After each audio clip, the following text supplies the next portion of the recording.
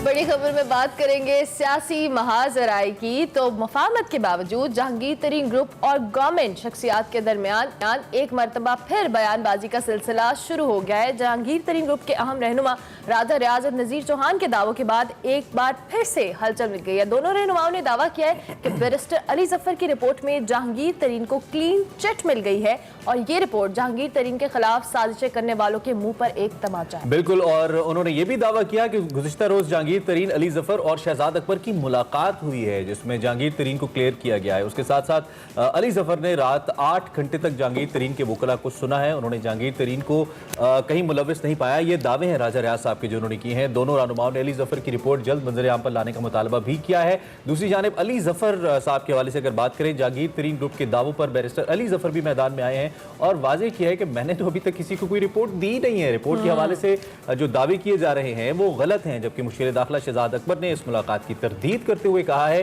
कि जहांगीर तरीन से कोई मुलाकात नहीं हुई है।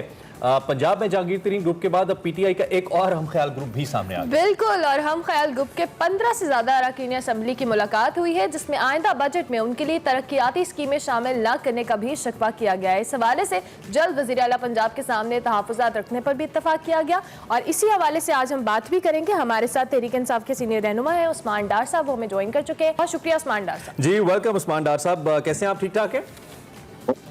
जी, बहुत बहुत शुक्रिया। आपका क्या हाल है? अल्हम्दुलिल्लाह, thank you very much for joining us early in the morning. पिछले दिनों में हमारी जरदाई साहिबा से 1-2 दिन पहले बात हो रही थी तो मैंने उनसे ये सवाल किया था, मुझे लगता है कि इस वक्त ग्रुपों का सीजन चल रहा है कि नून लीग के अंदर ग्रुप आ गया, पीटीआई के अंदर ग्रुप आ गया। ये ग्रुप्स क्यों बनना शुरू हो गए हैं? क्या महज पॉलिटिकल एंटरटेनमेंट है या इससे आपको लगता है कि आइंदा आने वाले वक्त के अंदर कोई सियासी रुख मुतय्यन हो रहा है सियासी जमातों का? उस्मान भाई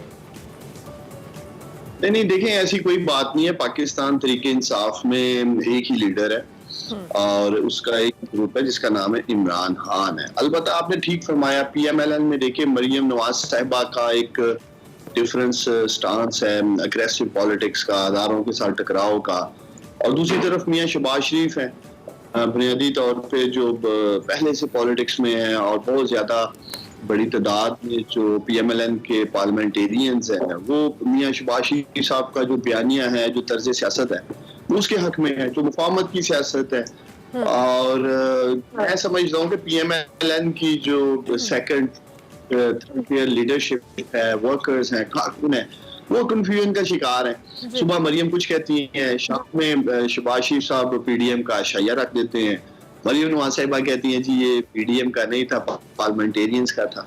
तो जब तक शरीफ खानदान घर में कंफ्यूजन दूर नहीं होगी कि पॉलिटिक्स में बयानिया किसका चल, जो कौन पार्टी का नैरेटिव और मंशूर लेके बढ़े, तो अभी देखना होगा।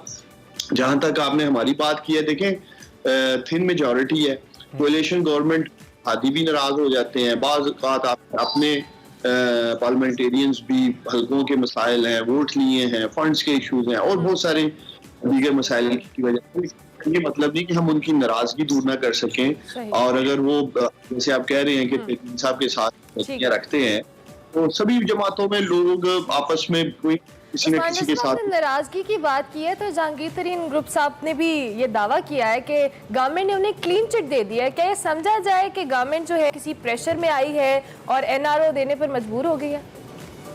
देखिए, हम पहले दिन से कह रहे हैं जहांगीर तरीन साहब के अगर हाथ साफ हैं तो वो अदालतों में उनका केस है, पाकिस्तान की अदालतें भी आज़ाद हैं, अदारे भी आज़ाद हैं, इसलिए हमें अपने अदारों पे, अदालतों पे एतमाद होना चाहिए।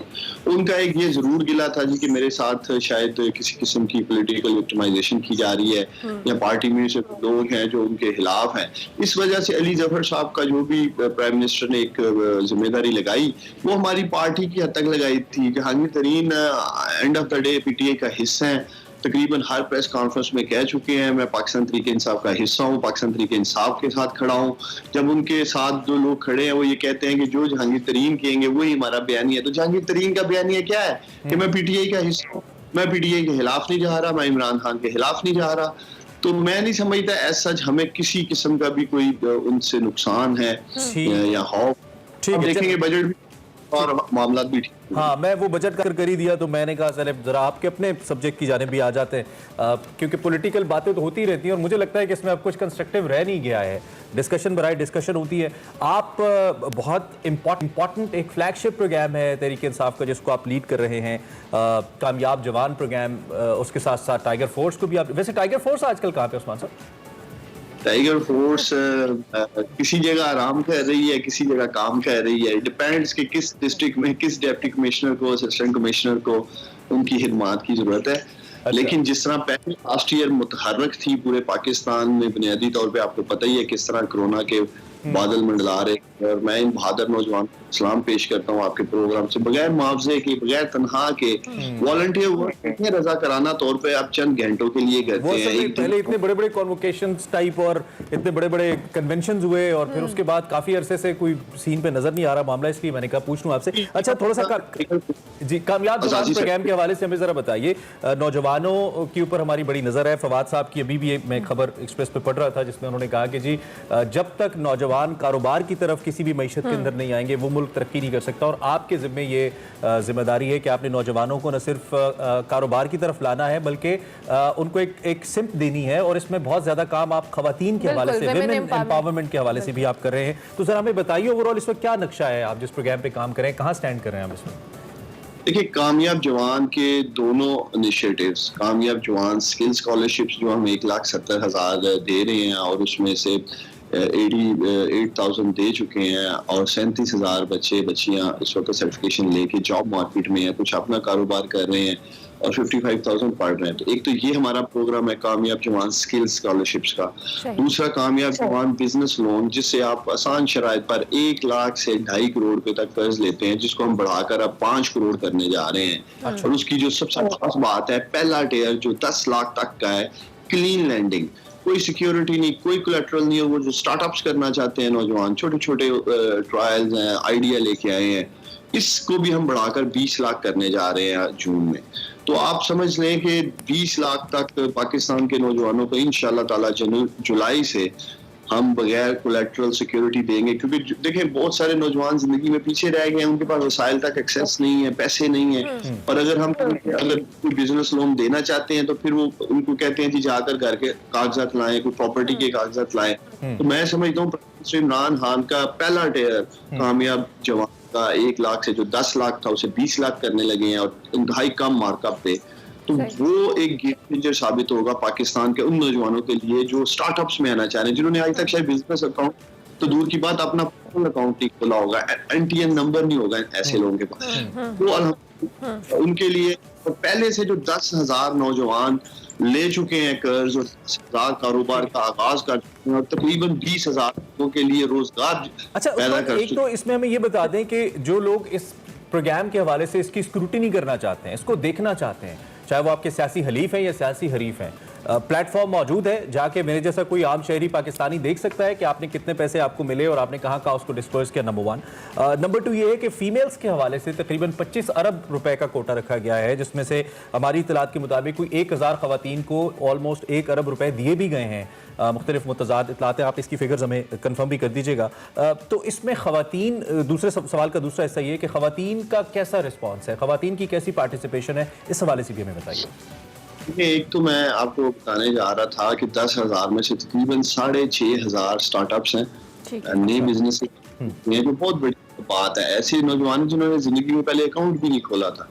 और जहाँ तक आप बात कर रहे हैं डाटा की रसाई की, देखिए हम अगले 2 हफ्तों में इंशाल्लाह ताला, मेरी कोशिश है जून के पहले हफ्ते में हम इसको पब्लिक कर देंगे सारे डाटे को। ठीक है। जो हमने लोन किए हैं, जिस तरह आपने बात की है कि किस डिस्ट्रिक्ट्स में, तहसील में कितने लोन दिए गए हैं या कितनी अमाउंट है, इस हद तक का डाटा हम पब्लिक करेंगे। हम किसी का नाम, फोन नंबर, CNIC या उसके घर का एड्रेस पब्लिक नहीं कर सकते, कॉन्फिडेंशियल क्लासेस हैं, स्टेट बैंक की तरफ से भी हैं, और आप बिल्कुल किसी को बता नहीं सकते कि फलां जिले, तहसील और इस कॉन्टैक्ट, इस एड्रेस के बंदे को 2.5 करोड़ रुपए मिले हैं। तो उनको अपने लिए भी उनके ठीक नहीं है। बाकी अगर जहाँ की बात है, अपोजिशन की बात है, कल भी मैंने एक मीडिया सेशन रखा, आपके ही एक्सप्रेस के रिपोर्टर ने बकायदा कॉल की डायरेक्ट, और जिसको भी मैंने उन्हें कहा ये 10,000 का डाटा तकरीबन, आप जिसको चाहें अपनी मर्जी से कॉल कर सकते हैं। किसी की सिफारिश या रिश्वत या पैसे देने में या लोन लेने में मुश्किल आई हो। देखिए, आपके प्रोग्राम से मैं नौजवानों को एक पैगाम देना चाहता हूँ। बहुत सारे नौजवान भी कंप्लेन करते हैं कि एक तो उन्हें मिल नहीं रहा, देर से मिल रहा है। ये समझने की जरूरत है, पाकिस्तान में इस तरह के एंटरप्रेन्योरशिप प्रोग्राम का माइंडसेट ही नहीं था। हमारे बैंक तैयार ही नहीं थे। ये 1 लाख से जो 20 लाख की मैं बात कर रहा हूँ, जो स्टार्टअप टेयर है, इतना छोटा हमारा जो हमारे कन्वेंशनल बैंक्स हैं, कमर्शियल बैंक, वो हैंडल ही नहीं कर पा रहे थे। अब हमने इंशाल्लाह ताला माइक्रो फाइनेंस इंस्टीट्यूशंस को ला रहे हैं, अखुवत, NRSPs और जितनी भी हमारे माइक्रो फाइनेंस अदारे हैं, उनको माशाल्लाह सारा मैकेनिज्म अच्छी तरह आता है। और हमारे जो अखुवत जैसे बहुत सारे इदारे हैं जिनको आप ऑन बोर्ड ले रहे हैं, राइट? और बड़े बैंक्स जो हैं, कमर्शियल बैंक्स ही हैं, होलसेलर का काम करेंगे। और आगे ये अदारे अखुवत, NRSP जो जिसमें अच्छे, इंशाल्लाह इस पे इन डिटेल्स एक और सेशन भी विल डेफिनेटली ट्राई कि आपके साथ रखा जाए और इन डिटेल बात की जाए। वक्त की हमारे पास कमी है। बिल्कुल, बहुत शुक्रिया कि आपने सुबह सुबह हमारे एक्सप्रेसो शो का आप हिस्सा बने और आपने अपने प्रोग्राम्स के टारगेट्स के हवाले से भी बताया और कामयाब नौजवान प्रोग्राम के तहत जिस तरह से वेमेन को एम्पावरमेंट के हवाले से उस तरफ लेके जा रहे हैं, जो एंटरप्रेन्योर्स हैं उनको मौका दिया जा रहा है, फंड्स दिए जा रहे हैं ताकि वो अपने स्टार्टअप्स कर सकें और एक अच्छा कंट्रीब्यूशन। और जिनको नहीं मालूम वो जरूर इस तक जरा इंटरनेट पे सर्च करके कामयाब जवान प्रोग्राम आप जरा चेक तो करें कि गवर्नमेंट इस पे क्या करिए, बहुत जरूरी है। और अगर इससे फायदा उठा सकते हैं आप तो एंटरप्रेन्योरशिप की इससे बेहतर कुछ नहीं है, अपने कारोबार से बेहतर कुछ नहीं है। आई होप के बेहतर रिजल्ट्स आएंगे इंशाल्लाह। इसी नोट पे ब्रेक लेते हैं जी, ब्रेक के बाद हाजिर होंगे। आप देखते रहिए एक्सप्रेसो।